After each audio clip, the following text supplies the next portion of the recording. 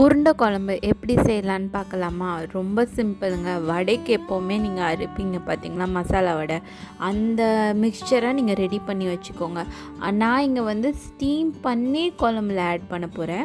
சில பேர் வந்து ஸ்டீம் பண்ணாமல் கூட ஆட் பண்ணிப்பாங்க. அதுக்கு வந்து மிக்சர் கொஞ்சம் கட்டியாக இருக்கணும். எனக்கு இங்கே தண்ணியாக இருக்கிறதுனால அந்த மாதிரி ஆட் பண்ண முடியாது. ஸோ நான் இதை வேக வச்சுக்கிறேன். வேக வச்சு ஆட் பண்ணாலும் சரி, அப்படியே ஆட் பண்ணாலும் சரி, ஒரே டேஸ்ட்டு தான். இதுவுமே நல்லாயிருக்கும், அதுவுமே நல்லாயிருக்கும். ஒரு நாள் நான் அந்த மாதிரி கூட ரெசிபி போடுறேன். இப்போ நான் வந்து இதை ஸ்டீம் பண்ணி எடுத்துக்கிறேங்க. நம்ம பருப்பு வடைக்கு என்னென்ன இன்க்ரீடியன்ட்ஸ் நீங்கள் போடுவீங்களோ அதே தாங்க ஆட் பண்ணணும். நான் இங்கே எக்ஸ்ட்ராவாக ஹெல்த்தியாக என்ன ஆட் பண்ணியிருக்கேன்னா, அது கூட வாழைப்பூ இருக்குது பார்த்தீங்களா, அது வந்து வாழைப்பூ வடையாக நான் ரெடி பண்ணிட்டேன். ஸோ இன்னுமே டேஸ்ட்டாக இருந்துச்சு. இதில் வந்து நான் என்ன எடுத்திருக்கேன்னா, சின்ன வெங்காயம், தக்காளி, பச்சை மிளகா, பூண்டு. சின்ன வெங்காயம் போட்டால் எக்ஸ்ட்ராவாக டேஸ்ட் இருக்கும். உங்ககிட்ட சின்ன வெங்காயம் இல்லைன்னா நீங்கள் வந்து நார்மல் வெங்காயமே ஆட் பண்ணிக்கோங்க, ஒன்றும் பிரச்சனை இல்லை. இந்த பெரிய வெங்காயம் இருக்குது பார்த்திங்களா, அது கூட ஆட் பண்ணிக்கலாம். நான் வந்து கிட்டத்தட்ட ஒரு 15 to 18 சின்ன வெங்காயம் எடுத்துக்கிறேன். அதுக்கு வந்து ஒரு 3 தக்காளி ஆட் பண்ணிக்கிறேன். நல்லா சாப் பண்ணி வச்சுக்கோங்க. ஒரே ஒரு முழு பூண்டு, அதை வந்து தோல் எடுத்து வச்சுக்கிறேன். வேறு பச்சை மிளகா, ஒரு 4 பச்சை மிளகா குட்டி குட்டியாக ஸ்லிட் மாதிரி பண்ணி வச்சுக்கிறேங்க. இதை வந்து நம்ம இப்போ குழம்பா ரெடி பண்ண போகிறோம். அதுக்கு வந்து ஒரு கடாயில் ஒரு 2 to 3 tablespoon oil add பண்ணிக்கோங்க. ஆயிலில் அவங்கவுங்க இஷ்டம் தாங்க. இப்போ நீங்கள் ஹெல்த் கான்ஷியஸ்னால் கம்மியாக ஆட் பண்ணிக்கோங்க, இல்லைன்னா தாராளமாகவே யூஸ் பண்ணிக்கலாம். நான் வந்து தாளிப்புக்கு எல்லாமே ஒன்று சேர்த்து வச்சுருக்கேங்க. கடுகு, ஜீரகம் அதெல்லாம் போட்டு, ஸோ அதை வந்து ஆட் பண்ணிக்கிறேன். பூண்டு, பச்சை மிளகா, வேறு வந்து நம்ம சாப் பண்ணி வச்சுருந்த சின்ன வெங்காயம், இதெல்லாம் போட்டு நல்லா சாட்டே பண்ணிக்கோங்க. சைடு பை சைடு நான் என்ன பண்ணுறேன்னா, சாதமும் ரெடி பண்ணுறேன். ஸோ நம்ம வந்து குழம்பு செய்கிற டைமே சாதம் வந்து வடிச்சிக்கிட்டா நம்ம வந்து ரெண்டுமே சூடாக சாப்பிட்றலாம். அதுக்காண்டி நான் எப்போவுமே குழம்பு எப்போ செய்ய போகிறேனோ அப்போ தாங்க சாதமும் அடுப்பில் வைப்பேன். நீங்களும் அந்த மாதிரி சூடாக, இந்த மாதிரி குழம்பு, காரக்குழம்புக்கெலாம் வந்து சூடாக சாப்பிட்டா அது வந்து எக்ஸ்ட்ரா டேஸ்டியாக இருக்கும். நான் சாதத்தை வந்து கொஞ்சம் நேரம் ஊற வச்சுக்கிறேன், அரிசியை வந்து ஊற வச்சுக்கிறேன். அப்போ தான் வந்து வேகிறதுக்கு கேஸ் சிலிண்டர் கொஞ்சம் கம்மியாக கன்சியூம் ஆகும். ஸோ நான் வந்து அதை கொஞ்சம் நேரம் சோக் பண்ண விட்டுட்டு அதுக்கப்புறம் நான் வந்து அடுப்பில் வைக்கிறேங்க. நீங்களும் இந்த மாதிரி ட்ரை பண்ணி பாருங்கள். நான் வந்து சால்ட் ஆட் பண்ணுவேன். சில பேர் சால்ட்டு கூட ஆட் பண்ண மாட்டாங்க. எனக்கு எங்கள் வீட்டில் இருந்தே நாங்கள் வந்து சால்ட் ஆட் பண்ணி பழக்கம். ஸோ நான் கொஞ்சம் சால்ட் ஆட் பண்ணிக்கிறேன். இங்கே வந்து குழம்பு பண்ணிகிட்ருக்க டைம்லேயே நம்ம வந்து அதையும் சைட் பை சைட் பண்ணிகிட்டே இருந்தால் வரைக்கும் ஈஸியாக இருக்கும். ரொம்ப ஐயோ இது தனியாக பண்ணிவிட்டு அது தனியாக பண்ணிவிட்டு அப்படிலாம் இல்லை. என்னோடய ஆஃப்டர்நூன் இப்படி தான் இருக்கும் மோஸ்ட்லி. இஃப் பசங்க ஸ்கூலுக்கு போயிட்டாங்கன்னா நாங்கள் வந்து காலையிலே எல்லா ஒர்க்கும் முடிச்சிடுவோம். ஸ்கூல் போகலன்னா இதுதாங்க.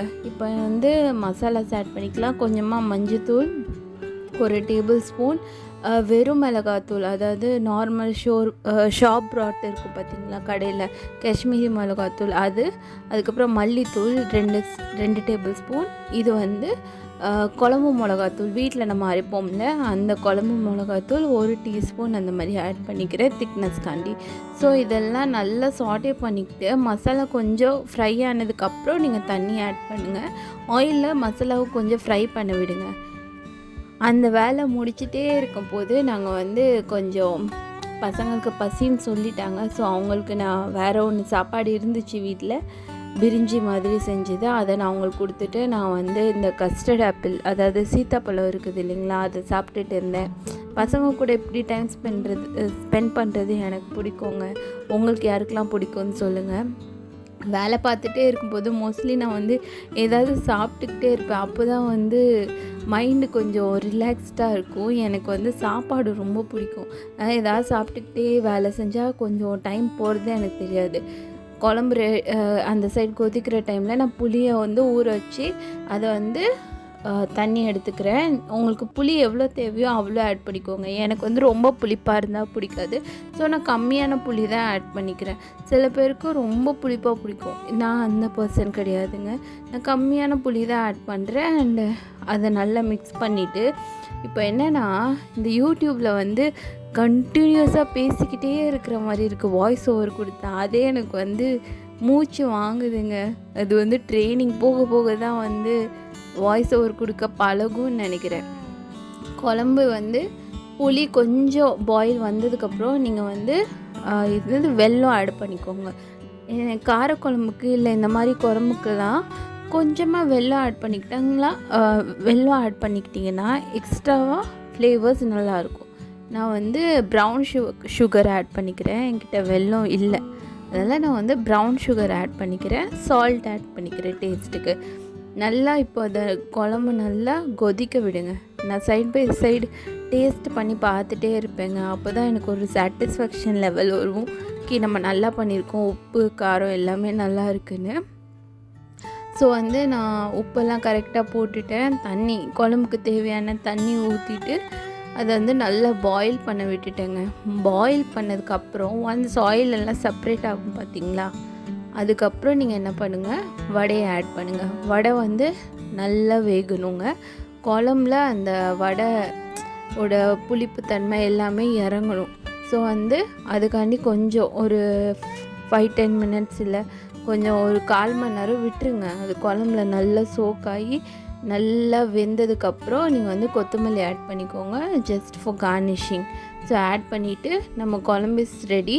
சாதமும் அந்த டைமில் நம்ம சாதமும் வடிச்சிட்டோம் பார்த்திங்களா. ரொம்ப சிம்பிள். நீங்கள் இந்த மாதிரி ட்ரை பண்ணுங்கள். ரெண்டுமே நம்ம சுட சுட சாப்பிட்றலாம். ஆக்சுவலி வடிக்கிற மெத்தட் இது தான். நான் வந்து சில பேருக்கு வடிக்கிறது ரொம்ப கஷ்டம். நானுமே அந்த மாதிரி தான் இருந்தேன், இப்போ பழகிட்டேன். நான் சமையல் முடித்ததுக்கப்புறம் தாங்க இருக்கிற எல்லா பாத்திரத்தையும் விலக்கி ஃபுல் அந்த கிச்சன் கவுண்டர் டாப்பே க்ளீன் பண்ணிடுவேன். அப்போ தான் எனக்கு ஒரு சாட்டிஸ்ஃபேக்ஷன் லெவல், நிம்மதியாக என்னால் உட்கார முடியும். ஸோ வந்து நான் எல்லாத்தையும் அந்த சிங்க்கு அடுப்பு எல்லாமே க்ளீன் பண்ணி முடிச்சிட்டேன். முடித்ததுக்கப்புறம் கொஞ்சம் நேரம் ரெஸ்ட் எடுக்கணுங்க. இது என்ன பேசவே எனக்கு இவ்வளோ டயர்டாக இருக்குங்க.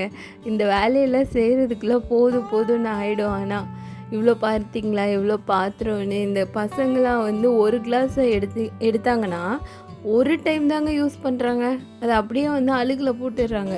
ஸோ வந்து எனக்கு கிளாஸு தட்டுங்க எல்லாமே நிறைய வரும். இது வந்து சைட் டிஷ்க்கு என்ன பண்ணோன்னா கருணக்கிழங்குங்க. கருணக்கிழங்க வந்து மசாலாஸ்லாம் ஆட் பண்ணி நாங்கள் வந்து சோக் பண்ணி வச்சுருந்தோம். அதை வந்து ஃப்ரை பண்ணுறேன். இந்த மாதிரி காரக்குழம்புக்கெல்லாம் இது ஃப்ரை பண்ணால் நல்லாயிருக்கும், டேஸ்டியாக இருக்கும். ஸோ நான் இதை தான் சைட் டிஷ்க்கு வந்து ரெடி பண்ணியிருந்தேன். இதுவும் ஒரு நாள் நான் வந்து வீடியோ போடுறேன், இதுக்கு ரெசிபி என்னென்னு. ரொம்ப சிம்பிள், ரொம்ப டேஸ்ட்டாக இருக்குங்க, க்ரன்ச்சாக. ஏன்னா நம்ம மெல்லிஸாக வெட்டியிருக்கோம் இல்லைங்களா, அப்போ வந்து ரொம்ப க்ரன்ச்சியாகவும் டேஸ்டியாகவும் இருந்துச்சு. அன்றைக்கி சாப்பிடும்போது அது உருண்டை குழம்பு கூட சாப்பிடும்போது இன்னுமே டேஸ்ட்டாக இருந்துச்சு. எனக்கெலாம் உருண்டை குழம்பு என்னன்னே தெரியாதுங்க. ஆனால் வந்து ஆஃப்டர் மேரேஜ் தான் சென்னையில் இப்படி ஒரு குழம்பு இருக்குன்னே தெரிஞ்சுக்கிட்டு அதுக்கப்புறம் நான் செய்ய ஆரம்பித்தேன். இது வந்து நம்ம அந்த லெஃப்ட் ஓவர், நம்ம உருண்டை பிடிச்சி லெஃப்ட் ஓவர் மசாலா இருந்துச்சுங்களா, அது வந்து நான் வடையாக தட்டி எடுத்து ஃப்ரை பண்ணிவிட்டு இப்போ வந்து சர்விங் டைம், நம்ம சாப்பிட போகிறோம். வெள்ளை சோறு போட்டுட்டு சுட சுட இருக்குது பார்த்திங்களா. எனக்கு இந்த மாதிரி சுட சுட சாப்பிட ரொம்ப பிடிக்கும். சாதம் போட்டுட்டு குழம்பு ஆட் பண்ணிவிட்டு நம்ம வந்து கிழங்கு ஃப்ரை பண்ணி வச்சுருந்தோம்ல அது, அண்ட் அது கூட என்னது வடை, இதெல்லாம் மிக்ஸ் பண்ணி சாப்பிட்டா ருசியாக இருந்துச்சுங்க. நீங்கள் கண்டிப்பாக இதேமாரி ட்ரை பண்ணி பாருங்கள். ஏதாவது பொரியல் சேர்த்துக்கோங்க, பொரியல் சேர்த்தா இன்னுமே நல்லாயிருக்கும். எனக்கு டைம் இல்லாத காரணத்தினால் நான் வந்து பொரியல் செய்ய முடியல. அவங்க அப்பா வந்து சாப்பிட்றாங்க. ஸோ அதையும் நான் வீடியோ எடுத்து கொஞ்சம் கிளிப்பிங்ஸ் ஆட் பண்ணியிருக்கேன். கண்டிப்பாக இதை ட்ரை பண்ணி பாருங்கள். தேங்க்யூ. சப்ஸ்கிரைப் பண்ண மறந்துடாதீங்க.